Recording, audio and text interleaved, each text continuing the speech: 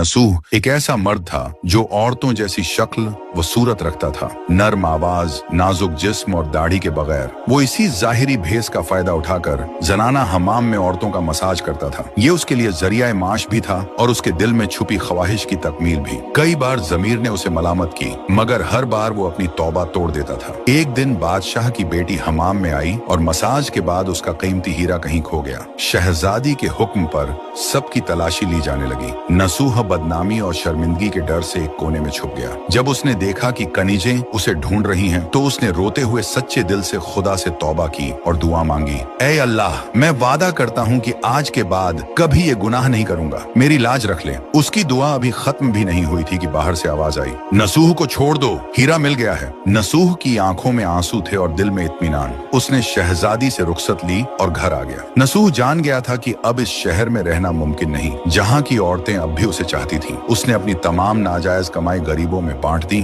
और शहर छोड़कर एक वीरान पहाड़ी पर चला गया। वहाँ वो अल्लाह की इबादत में मशगूल हो गया। एक दिन उसे एक भैंस नजर आई जो घास चर रही थी। उसने सोचा कि ये किसी चरवाहे की होगी और जब तक उसका मालिक न आए वो इसकी देखभाल करेगा। कुछ दिन बाद एक तिजारती काफिला रास्ता भूलकर वहाँ पहुंचा। प्यास की शिद्दत से निढाल ताजिरों को नसूह ने अपनी भैंस का दूध पिलाया और सबको सैराब कर दिया। नसूह के अच्छे अखलाकन से मुतासिर होकर ताजिरों ने जाते हुए उसे बहुत सारा माल बतौर तोहफा दिया। नसूह ने इन पैसों से वहाँ एक कुआं खुदवा दिया। आहिस्ता आहिस्ता उस कुएं के इर्द गिर्द लोग बसने लगे और इमारतें बनने लगी।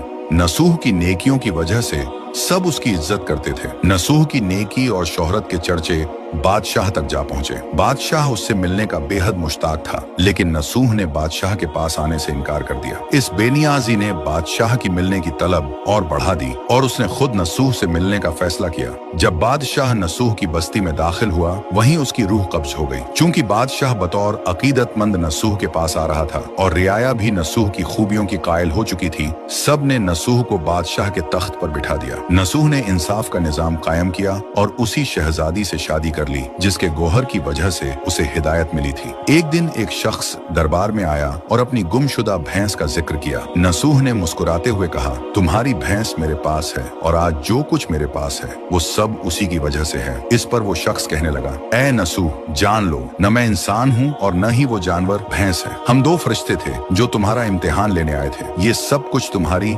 सच्ची तौबा का नतीजा है। ये कहकर वो दोनों फरिश्ते नजरों से गायब हो गए। इसी वजह से सच्चे दिल से की गई तौबा को तौबा नसूह कहते हैं।